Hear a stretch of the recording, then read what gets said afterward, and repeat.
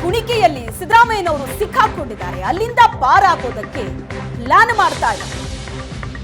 CBI ತನಿಖೆಯಿಂದ ಬಚಾವಾಗೋದಕ್ಕೆ ಮುಂದಾಗಿದ್ದಾರೆ CM. CBI ತನಿಖೆಗೆ ಮುಕ್ತ ಅನುಮತಿ ನೀಡಿರುವಂತಹ ಅಧಿಸೂಚನೆಯೇ ವಾಪಸ್. ಕಾನೂನಿನ ಕುಣಿಕೆಯಿಂದ ಪಾರಾಗೋದಕ್ಕೆ ಹಂತ ಹಂತವಾಗಿ ಸಾಕಷ್ಟು ಪ್ಲಾನ್ ಅನ್ನ ಮಾಡೋದು, ಪ್ರಯತ್ನಗಳನ್ನ ನಡೆಸಿದ್ರು. ಈಗ ಸಿಬಿಐ ಕುಣಿಕೆಯಿಂದ ಪಾರಾಗಬೇಕು ಅಂತ ಸಿದ್ದರಾಮಯ್ಯನವರು ಪ್ಲಾನ್ ಮಾಡಿದ. ಸಿಬಿಐ ಎಂಟ್ರಿ ಕೊಡೋ ಮೊದಲೇ ಸಿಎಂ ರಕ್ಷಣಾತ್ಮಕ ಆಟ. ಸಿಬಿಐ ತನಿಖೆಗಿದ್ದಂತಹ ಪೂರ್ವಾನುಮತಿಯನ್ನ ರಾಜ್ಯ ಸರ್ಕಾರ ವಾಪಸ್ ಪಡೆದಿದೆ. ಗವರ್ನರ್ ಮೂಲಕ ಟಾರ್ಗೆಟ್ ಮಾಡಿದ್ದಂತಹ ಕೇಂದ್ರಕ್ಕೆ ಈ ಮೂಲಕ ರಾಜ್ಯ ಸರ್ಕಾರ ಕೌಂಟರ್ ಕೊಟ್ಟಿದೆ. ಸಿಬಿಐಗಿದ್ದ ಮುಕ್ತ ಪೂರ್ವಾನುಮತಿಯನ್ನ ವಾಪಸ್ ಪಡೆಯೋದಕ್ಕೆ ಕ್ಯಾಬಿನೆಟ್ನಲ್ಲಿ ತೀರ್ಮಾನ ತೆಗೆದುಕೊಳ್ಳಲಾಗಿದೆ. ಸಿದ್ದರಾಮಯ್ಯ ನೇತೃತ್ವದ ಕ್ಯಾಬಿನೆಟ್ ಸಭೆಯಲ್ಲಿ ತೆಗೆದುಕೊಂಡ ಮಹತ್ವದ ನಿರ್ಧಾರ ಇದು.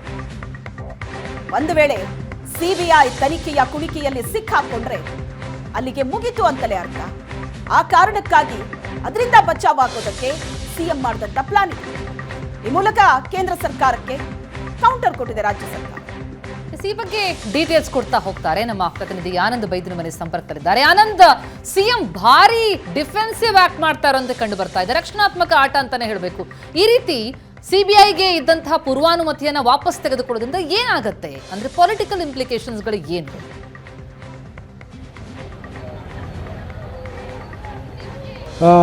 ಪ್ರತಿಮಾ, ಈಗಾಗಲೇ ಹೈಕೋರ್ಟ್ ಮತ್ತು ಜನಪದಗಳ ನ್ಯಾಯಾಲಯ ಕೊಟ್ಟಿರತಕ್ಕಂಥ ತೀರ್ಪಿನ ಸಂಬಂಧಪಟ್ಟ ಹಾಗೆ ಮುಖ್ಯಮಂತ್ರಿಗಳ ಆಪ್ತ ವಲಯದಲ್ಲಿ ಸುದೀರ್ಘವಾಗಿರುವಂಥ ಅಧ್ಯಯನಗಳಾಗಿದೆ. ಕಾನೂನು ತಜ್ಞರು ಮತ್ತು ಹಿರಿಯ ವಕೀಲರೊಂದಿಗೆ ಮುಖ್ಯಮಂತ್ರಿ ಸಿದ್ದರಾಮಯ್ಯವರು ಸುದೀರ್ಘ ಚರ್ಚೆ ಮಾಡಿದ ಬಳಿಕ ಒಂದು ಪ್ರಮುಖವಾದ ನಿರ್ಧಾರವನ್ನು ತೆಗೆದುಕೊಂಡಿದ್ದಾರೆ. ಅಂದರೆ ಹೈಕೋರ್ಟ್ನ ತೀರ್ಪಿನ ವಿರುದ್ಧ ಮಾತ್ರ ಮೇಲ್ಮನವಿ ಸಲ್ಲಿಸಬೇಕು ಅನ್ನೋ ನಿರ್ಧಾರಕ್ಕೆ ಮುಖ್ಯಮಂತ್ರಿಗಳು ಬಂದಿದ್ದಾರೆ.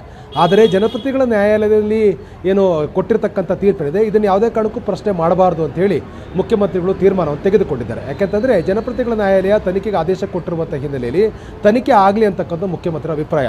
ತನಿಖೆ ಆದರೆ ಈ ಹಿಂದಿನ ಸರ್ಕಾರದ ಪಾತ್ರಗಳು ಕೂಡ ತನಿಖೆ ವ್ಯಾಪ್ತಿಗೆ ಒಳಪಡೋದ್ರಿಂದ ಸಹಜವಾಗಿ ಅಂದಿನ ಮುಖ್ಯಮಂತ್ರಿ, ಸಚಿವರುಗಳು, ಅಧಿಕಾರಿಗಳು, ಅಂದಿನ ಬಿಜೆಪಿಯ ಶಾಸಕರುಗಳು, ಮೂಡಾದ ಸದಸ್ಯರುಗಳು ಎಲ್ಲರೂ ಕೂಡ ಈ ತನಿಖೆ ವ್ಯಾಪ್ತಿಗೆ ಬರ್ತಾರೆ ಅಂತಕ್ಕಂಥ ಮುಖ್ಯಮಂತ್ರಿ ಲೆಕ್ಕಾಚಾರ. ಇದು ಕೇವಲ ಮುಖ್ಯಮಂತ್ರಿಗಷ್ಟೇ ಸೀಮಿತವಾಗಿರ್ತಕ್ಕಂಥ ತನಿಖೆ ಆಗೋದಿಲ್ಲ, ಬದಲಾಗಿ ಈ ಹಿಂದಿನ ಸಚಿವರುಗಳು ಕೂಡ ತನಿಖೆ ವ್ಯಾಪ್ತಿಯಲ್ಲಿ ಬರ್ತಾರೆ ಅನ್ನುವಂಥ ಕಾರಣಕ್ಕಾಗಿ ಅವರನ್ನು ಕೂಡ ತನಿಖೆಗೆ ಒಳಪಡಿಸಬೇಕು. ಅದು ರಾಜಕೀಯವಾಗಿ ಲಾಭ ಆಗುತ್ತೆ ಅನ್ನುವಂಥ ಲೆಕ್ಕಾಚಾರ ಮುಖ್ಯಮಂತ್ರಿಗಳದು. ಆ ಕಾರಣಕ್ಕಾಗಿ ತನಿಖೆ ಆಗಲಿ, ನಾವು ಮೊದಲಿಂದಲೂ ಕೂಡ ಪ್ರತಿಪಾದನೆ ಮಾಡ್ಕೊಂಡು ಬರ್ತಾ ಇದ್ವಿ, ತನಿಖೆ ಆಗಲಿ ಅಂತಕ್ಕಂಥದ್ದು. ಹಾಗಾಗಿ ಈಗಾಗಲೇ ಕೋರ್ಟ್ ತನಿಖೆಗೆ ಆದೇಶ ಕೊಟ್ಟಿರತಕ್ಕಂಥ ಹಿನ್ನೆಲೆಯಲ್ಲಿ ತನಿಖೆ ಆದರೆ ಎಲ್ಲರೂ ಕೂಡ ತನಿಖೆ ವ್ಯಾಪ್ತಿಗೆ ಬರೋದ್ರಿಂದ ರಾಜಕೀಯವಾಗಿಯೂ ಕೂಡ ಅದು ಒಂದು ಪಾಸಿಟಿವ್ ಆಗುತ್ತೆ ಅನ್ನುವಂಥ ಲೆಕ್ಕಾಚಾರದ ಹಿನ್ನೆಲೆಯಲ್ಲಿ ಜನಪ್ರತಿನಿಧಿಗಳ ನ್ಯಾಯಾಲಯ ಕೊಟ್ಟಿರತಕ್ಕಂಥ ತೀರ್ಪಿನ ವಿರುದ್ಧ ಮೇಲ್ಮನವಿ ಸಲ್ಲಿಸಬಾರದು ಅಂತಕ್ಕಂಥ ನಿರ್ಧಾರಕ್ಕೆ ಮುಖ್ಯಮಂತ್ರಿಗಳು ಬಂದಿದ್ದಾರೆ.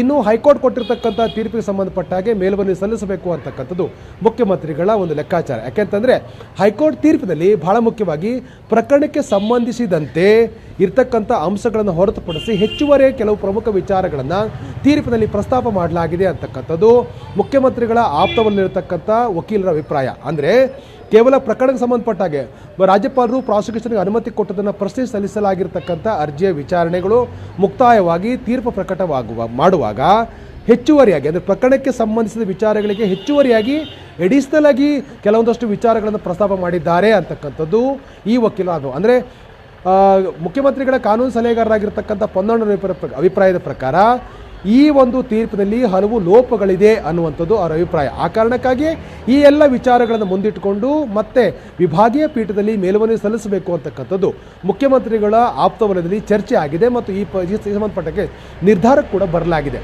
ಹಾಗಾಗಿಯೇ ಇಲ್ಲಿ ಬಹಳ ಪ್ರಮುಖವಾಗಿರ್ತಕ್ಕಂಥದ್ದು ನಿನ್ನೆ ಮುಖ್ಯಮಂತ್ರಿಗಳ ನೇತೃತ್ವದಲ್ಲಿ ನಡೆದಂಥ ವಕೀಲರು ಮತ್ತು ಸಚಿವರುಗಳ ಸಭೆಯಲ್ಲಿ ಬಹಳ ಸ್ಪಷ್ಟವಾಗಿ ಒಂದು ನಿರ್ಧಾರಕ್ಕೆ ಬರಲಾಗಿದೆ. ಹೈಕೋರ್ಟ್ ಜಡ್ಜ್ಮೆಂಟನ್ನು ಮಾತ್ರ ಮೇಲ್ಮನವಿ ಸಲ್ಲಿಸ್ತಕ್ಕಂಥದ್ದು, ಅದನ್ನು ಪ್ರಶ್ನಿಸ್ತಕ್ಕಂಥದ್ದು. ಜನಪ್ರತಿನಿಧಿಗಳ ನ್ಯಾಯಾಲಯ ಕೊಟ್ಟಿರ್ತಕ್ಕಂಥ ತೀರ್ಪನ್ನು ಸಹಜವಾಗಿ ಅದರ ಪ್ರಕಾರ ತನಿಖೆಗಳು ಮುಂದುವರಲಿ, ತನಿಖೆಗೆ ಸಹಕಾರ ಮಾಡಬೇಕು ಅಂತಕ್ಕಂಥ ನಿರ್ಣಯಕ್ಕೆ ಬರಲಾಗಿದೆ. ಹಾಗಾಗಿ ಇದು ರಾಜಕೀಯವಾಗಿ ಲಾಭ ಆಗುತ್ತೆ ಅನ್ನೋ ಲೆಕ್ಕಾಚಾರ ಇಟ್ಕೊಂಡು ಈ ನಿಲುವನ್ನು ತೆಗೆದುಕೊಳ್ಳಲಾಗಿದೆ. Thank you so much Anand ತಮ್ಮ ಮಾಹಿತಿಗೆ.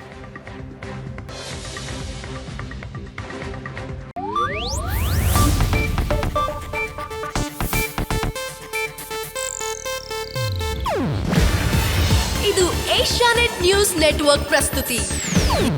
ನೀವು ನೋಡ್ತಿದ್ದೀರಾ ಏಷ್ಯಾನೆಟ್ ಸುವರ್ಣ ನ್ಯೂಸ್.